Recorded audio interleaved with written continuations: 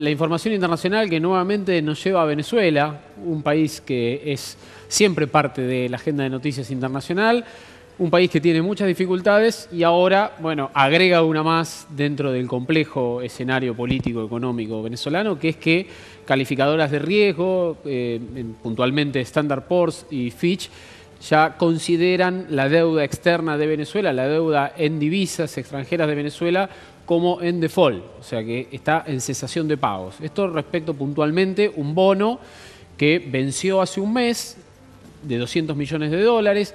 Este bono, en general los bonos tienen una prórroga de 30 días de plazo para que se salde una vez vencido el plazo para que se pueda saldar. Venezuela no lo saldó y para las calificadoras está técnicamente en default, en cesación de pagos. Como Argentina, 2001, ¿no? Cuando el entonces presidente Adolfo Rodríguez Sá decretó la cesación de pagos. La diferencia en este caso es que el presidente venezolano que vemos en imágenes, Nicolás Maduro, no ha decretado la cesación de pagos y, por el contrario, ha dicho que Venezuela va a reestructurar su deuda. Ayer incluso hubo una reunión del vicepresidente venezolano, Tarek El Assim, con acreedores que, como todo lo que tiene que ver con Venezuela, difícil de interpretar, ¿no? Una reunión, no se sabe bien qué acreedores de los muchos, viste que los bonos, los argentinos lo hemos aprendido bien, están en múltiples manos, ¿no? No claro, se sabe bien quiénes son los dueños, distintos grupos, distintas sociedades, distintas personas pueden llegar a tenerlos. Hay algunos que participaron de esa reunión, aparentemente no se resolvió nada, por lo menos no se comunicó ningún plan concreto de reestructuración de deuda, ninguna medida concreta, simplemente el anuncio de que se iba a reestructurar la deuda externa y que Venezuela no iba a entrar en default, pero lo cierto es que las calificadoras ya consideran que estos bonos impagos justifican que Venezuela técnicamente, al menos en lo que respecta a la deuda externa, la deuda en divisas, esté en default, esté en cesación de pagos, ¿no? Por otro lado, a todo este complejo, toda esta compleja cuestión económica de los bonos y de la deuda, se agrega la cuestión política, donde Maduro y el chavismo ha logrado recuperar espacio a partir del polémico, porque hubo denuncias de fraude, hubo manipulación del sistema electoral, de los padrones, pero triunfo al fin en las elecciones regionales en octubre pasado y se anticipa un escenario similar para diciembre, para las elecciones municipales. ¿Por qué? Porque la oposición está dividida, ya se ha partido la mesa de unidad opositora entre aquellos que van a participar, que participaron de las elecciones regionales, que aceptaron jurar los 4 gobernadores opositores que aceptaron jurar frente a la Asamblea Constituyente controlada únicamente por el chavismo y que aceptan iniciar una nueva ronda de diálogos con el gobierno ahora en Santo Domingo, con auspicio de varios países de la región.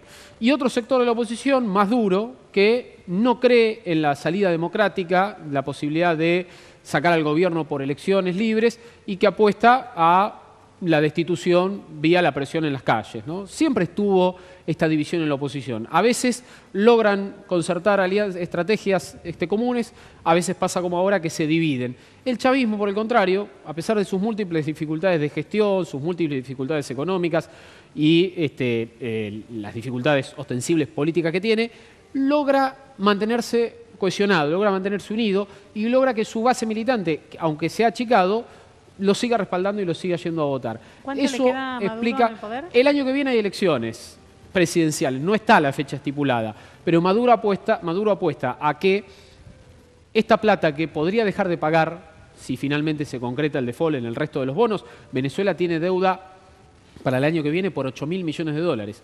Si esta plata Maduro no la paga, la podría volcar en recursos de campaña, en recuperar votos perdidos producto de la escasez que sufre Venezuela, de insumos básicos, medicamentos, comida. Venezuela es un país que importa el 95% de lo que consume, lo único que exporta es petróleo y después tiene que importar prácticamente todo.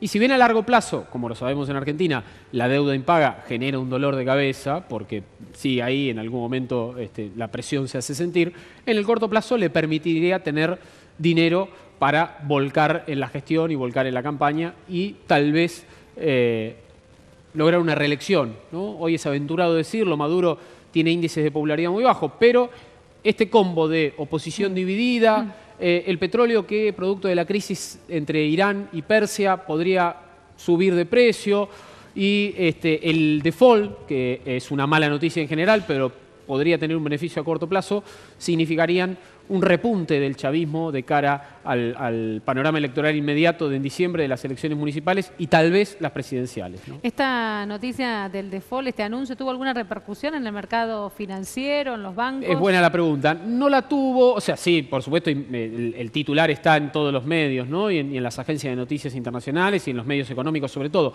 Pero no se expandió este default. ¿Por qué? Porque era algo previsto. El mercado, los analistas de mercado ya se la veían venir. El viernes hubo un bono de una empresa estatal de electricidad de Caracas que no pagó un bono que tenía también por 650 millones de dólares. Estaba ya hace varios meses la posibilidad latente de que Venezuela entrara en default. En agosto, el presidente de Estados Unidos, Donald Trump, decretó que cualquier banco o sociedad o persona norteamericana que comprara o negociara bonos de la deuda venezolana sería sancionado. Prohibió efectivamente que los norteamericanos compraran o como un bloqueo a la cubana, pero financiero con el caso para financiero, Venezuela. exactamente, un bloqueo en el caso financiero. Entonces estaba latente la posibilidad del default.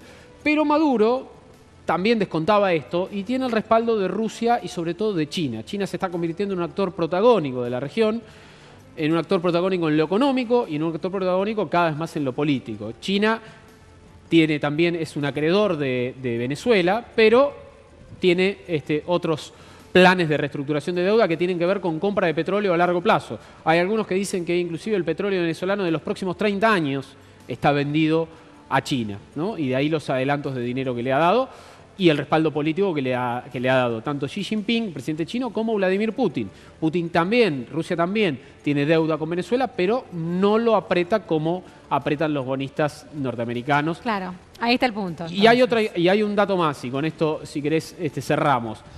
Los bonistas venezolanos, que no aparecen, pero que están, que son, se sospecha, parte de la llamada boliburguesía. Estos son la burguesía venezolana que no es opositora a Maduro, como la mayoría, sino que ha hecho negocios con el chavismo.